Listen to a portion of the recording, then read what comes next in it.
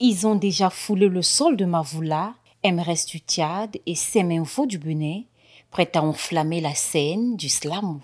La 3e édition du festival Slamov, rencontre artistique et culturelle, s'annonce riche en poésie et en prestations avec des grandes figures du slam africain. Je crois donc oui que ce sera un super rendez-vous, ce sera un super moment que nous allons passer ensemble, de la poésie, de l'écriture, de la pensée, de la philosophie, de la réflexion et des citations à travers mes textes, à travers ma poésie. Ça sera un excellent moment, en tout cas je l'espère.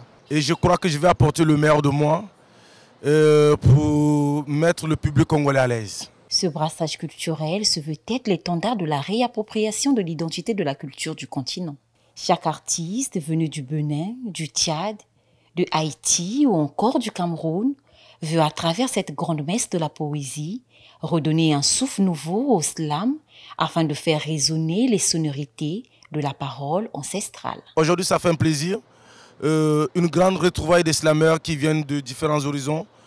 Tchad, Haïti, Bénin, Cameroun, c'est vraiment énorme de se retrouver et créer un réseau.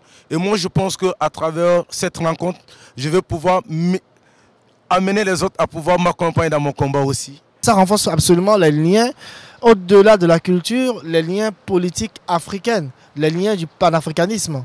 Et jusque-là, je ne vois que des slameurs africains qui sont invités. Ça va au-delà de la simple culture. Je pense que ça va même dans l'univers politique du panafricanisme. Et ça, c'est à mettre à l'actif des organisateurs, Mariuska et l'équipe qui l'entoure, d'avoir une vision assez large du projet. Si le slam éveille les consciences, cette édition qui ose l'impossible le fera en touchant les mots qui minent la société, en sensibilisant et en interpellant. Le slammer, comme le peintre, comme le danseur, comme n'importe autre artiste, sa mission première, c'est de passer un message.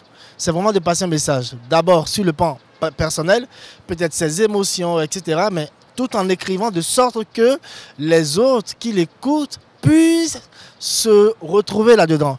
L'art d'un artiste est un miroir de la société.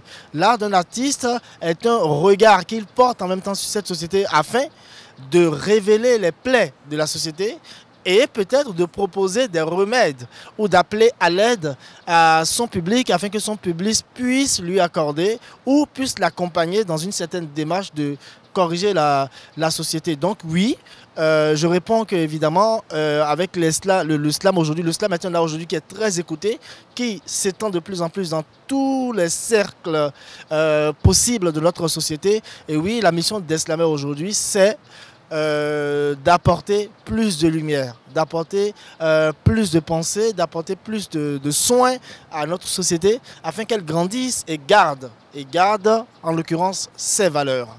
Nous sommes en fait les porte-parole de ceux qui n'ont pas de voix. Alors nous, on essaie de dire haut ce que les autres pensent bas. C'est ça d'abord être un islameur. Dénoncer, sensibiliser, apporter sa part de contribution. Et les autorités nous entendent. Et nous avons le moyen le plus facile parce que le slam, ça saute, ça claque et ça résonne à l'oreille. 25 artistes au total feront vibrer la scène du festival Slamov à Brazzaville, Dolisie et Pointe-Noire. Slammer l'instant en 2022, casser les codes en 2023 et aujourd'hui oser l'impossible pour marquer la détermination, l'engagement et sa résilience des acteurs de cet art et de la culture.